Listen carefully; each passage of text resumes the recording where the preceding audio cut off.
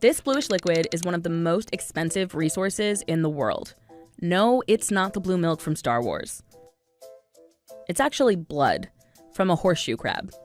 And the stuff this blood makes costs $60,000 a gallon. So why is it so expensive? And who's buying horseshoe crab blood? The blue color comes from copper in the blood. But that's not its most interesting feature. The blood contains a special clotting agent. It's used to make a concoction called limulus amoebocyte lysate, or LAL. Before LAL, scientists had no easy way of knowing whether a vaccine or medical tool was contaminated with bacteria, like E. coli or Salmonella. Scientists would inject vaccines into huge numbers of rabbits and then basically wait for symptoms to show up.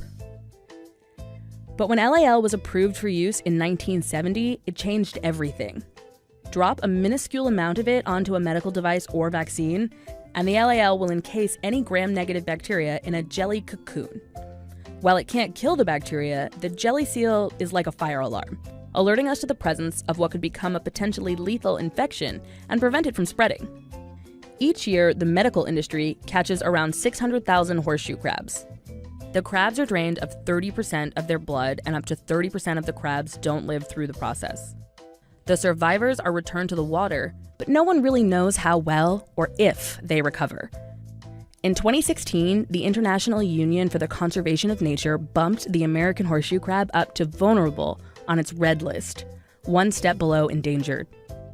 And the US population could keep falling by as much as 30% over the next 40 years. LAL labs claim that the returned crabs eventually recover, but new evidence suggests that's not always the case. Wynne Watson is trying to figure out what happens to the crabs when they're put back in the sea. So the most immediate negative effect is mortality. Anywhere from 10 to 25% of the animals will die within the first couple of days after you bleed them. Bled crabs become disoriented and weak for a period of time, and females may have trouble spawning.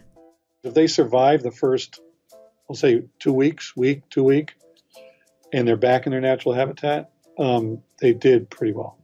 But it's getting through those 2 weeks that's the issue.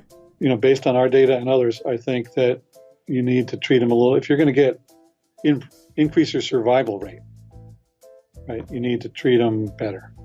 Scientists are trying to find a synthetic alternative to help reduce the strain on the horseshoe crab population.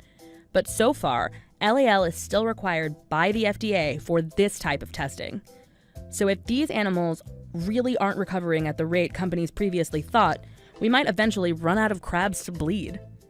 If that happens, our lives, and the lives of countless rabbits, might be at risk.